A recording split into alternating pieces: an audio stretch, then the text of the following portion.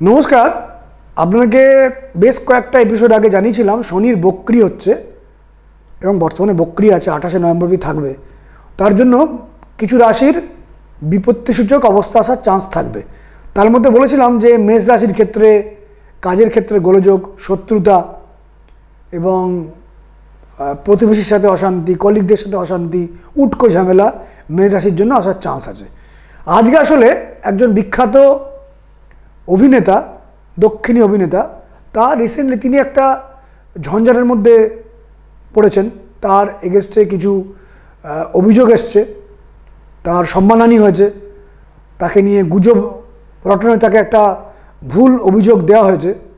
যদিও সেই ভুল অভিযোগ তিনি নস্যাৎ করেছেন, কিন্তু ঝঞ্ঝাটটা এলো, বদনামটা এলো, কেন এলো সেটা নিয়ে একটু বিস্তৃত আলোচনা করব এবং কখন ঝঞ্ঝাট আসে, কখন ভালো হয়। যে সেই দক্ষিণের যিনি অভিনেতা, তার জন্ম হচ্ছে 16ই জানুয়ারি 1978। দুপুরবেলা দুটো জন্মস্থানটা ইচ্ছা করে বলবো না। উনি একজন বিখ্যাত অভিনেতা, তিনি ইন্ডিয়ান ফিল্মের একটা বিখ্যাত নাম। দক্ষিণ ভারতে তিনি একজন বিখ্যাত সেলিব্রিটি। তার ন্যাশনাল ফিল্ম অ্যাওয়ার্ড তিনি পেয়েছেন এবং ফিল্ম অ্যাওয়ার্ডও পেয়েছেন। টেলিভিশনেও তার প্রচুর সিরিয়াল নাম তার ছিল, কিন্তু তার জীবনের প্রথম পথটা খুব একটা ভালো ছিল না, খুব খারাপ ছিল। কেন ছিল সেটা বলবো, এবং তিনি কেন রিসেন্টলি একটা ঝঞ্ঝাটে পড়লেন সেটাও বলবো। তার রাশিও কিন্তু মেষ। এই শনি বক্রি হওয়ার পরেই কিন্তু এই ঘটনাটা এলো তার জীবনে।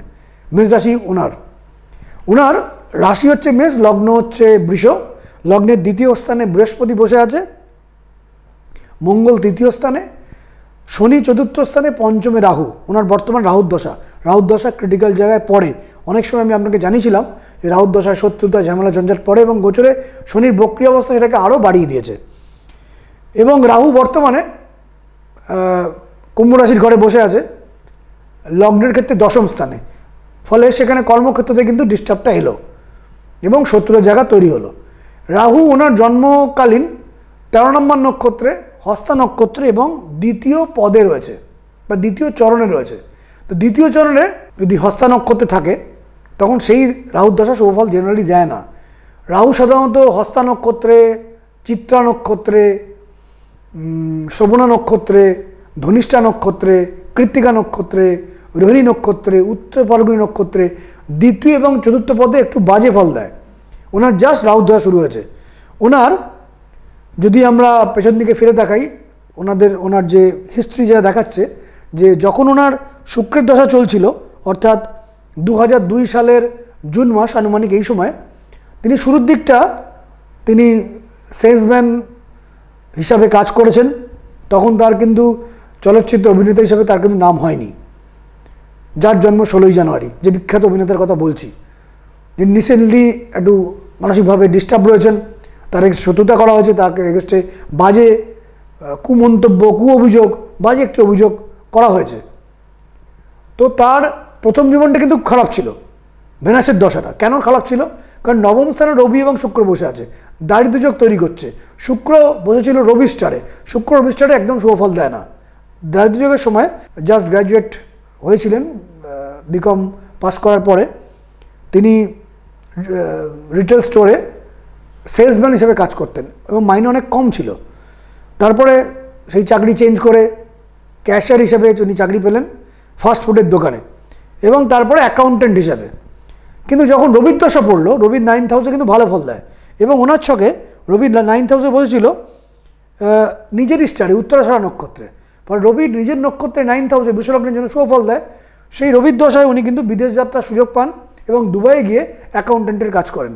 রবির দশার শুরুর দিকটা কিন্তু ওনার ভালো ছিল এবং রবির দশার শেষ দিকটা কিন্তু আরও ভালো হয়।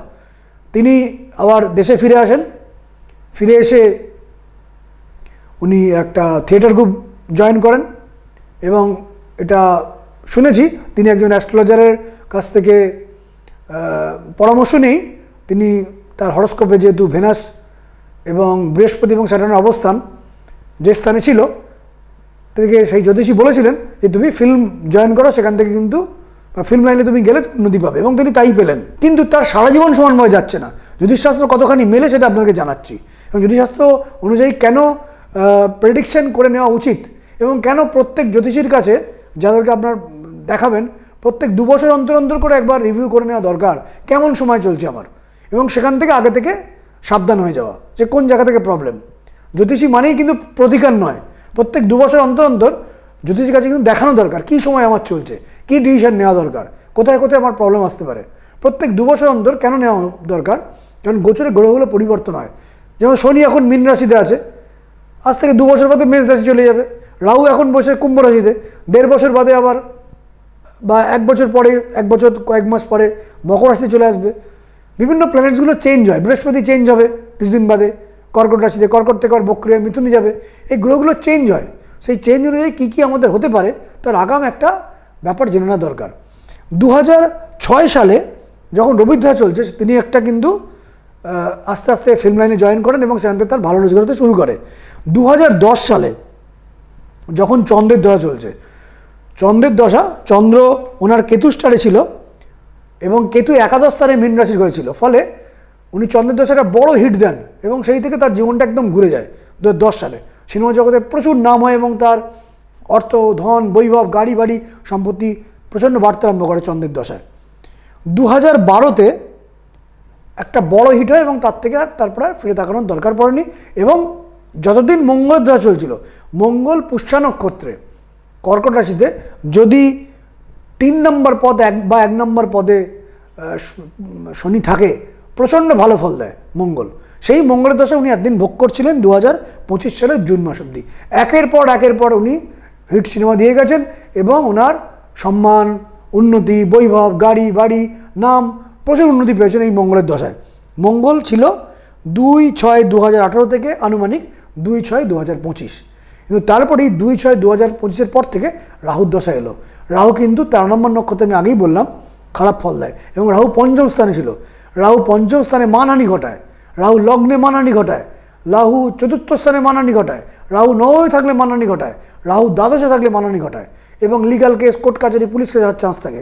8ম স্থানেও কিন্তু রাহুর থাকলে লিগাল কেস, কোর্ট কাছারি, পুলিশ কেস হওয়ার চান্স থাকে যদি খারাপ নক্ষত্রে থাকে, বড় আকার ধারণ করে। তো এই রাহুর দশা পড়ার পরই এবং শনির যে বক্রতা মেষ রাশির জন্য, উনি কিন্তু একটি গণ্ডগোলের মধ্যে জড়ালেন। যদিও পরবর্তীকালে যেহেতু কথাটি সত্য ছিল না বলে সে অভিনেতা জানাচ্ছেন, ধীরে ধীরে সমস্যা থেকে তিনি বেরিয়ে আসছেন, কিন্তু এই যে রাহুর দশা ওনার থাকবে এখনও প্রায় বহুদিন, 2043 সাল অবধি। এটা কিন্তু খুব একটা ভালো দশা নয়, নানা রকম ট্রাবল উনি পাবেন, নানা রকম ঝঞ্ঝাটের মধ্যে উনি জড়িয়ে পড়বেন, ফলে এই রাহুর দশা ওনাকে ডিস্টার্ব করবে।